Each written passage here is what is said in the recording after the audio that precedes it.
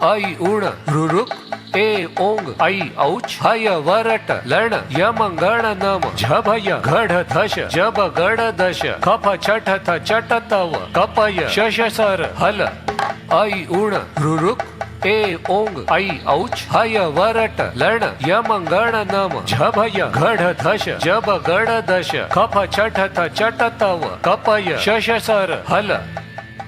वैदिक परंपरा के अनुसार जब भगवान शिव ने आनंद तांडव नृत्य किया तब उनके डमरू से 14 बार नाद उत्पन्न हुआ। इन नादों से प्रकट हुए 14 शिव सूत्र। इन्हीं ध्वनियों को बाद में महर्षि पाणिनि ने अपने अष्टाध्यायी व्याकरण में व्यवस्थित किया। आज भी भारतीय भाषाओं की ध्वनि विज्ञान यानी कि फोनेटिक्स इन्हीं पर आधारित है। इन 14 सूत्रों में लगभग 50 ध्वनियां समाहित है जिनसे पूरी संस्कृत तथा भारतीय भाषाएं निर्मित होती है।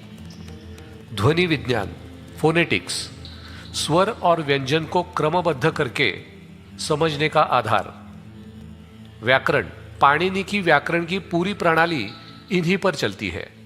भाषा की जड़ें हिंदी, मराठी, कन्नड़, तमिल, बंगाली, गुजराती ऐसी सभी भारतीय भाषाओं की ध्वनि इन सूत्रों से ही जुड़ी है। मानव स्वर से संबंध, मानव आवाज की जो ध्वनियां निकलती है वे इन्हीं सूत्रों में बंधी हुई है। शिव का डमरू केवल एक वाद्य नहीं है, यह नाद ब्रह्म का प्रतीक है जिससे यह संदेश मिलता है कि सृष्टि की हर रचना ध्वनि से ही उत्पन्न है। 14 माहेश्वर सूत्र केवल व्याकरण के सूत्र ही नहीं, यह है भाषा का डीएनए, ध्वनि का विज्ञान। इसलिए इन्हें याद करना, समझना और सुनाना मानव भाषा और संस्कृति दोनों को समझने जैसा है। यह केवल अक्षर नहीं बल्कि वाणी के बीज है। संस्कृत की संपूर्ण व्याकरण इन 14 सूत्रों से ही निकलती है। स्वर हमारी श्वास और आवाज का आधार है। व्यंजन हमारे गले, जिह्वा और होठों की ध्वनि है। ये ध्वनियां मानव की वाणी और भारतीय भाषाओं के स्वरूप को समझने की चाबी है।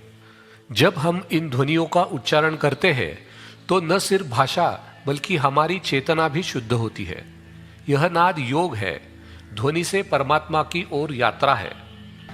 डमरुर्नादतो जातः सूत्राण्येतानि शाश्वतः व्याकरणस्य मूलं ते नमोस्तु महेश्वराय च।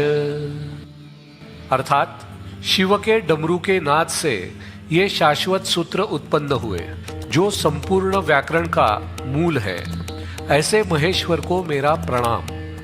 यदि ये वीडियो आपको अच्छा लगा तो उसे लाइक और शेयर करें। इसी प्रकार के वीडियोस के लिए चैनल को सब्सक्राइब करें।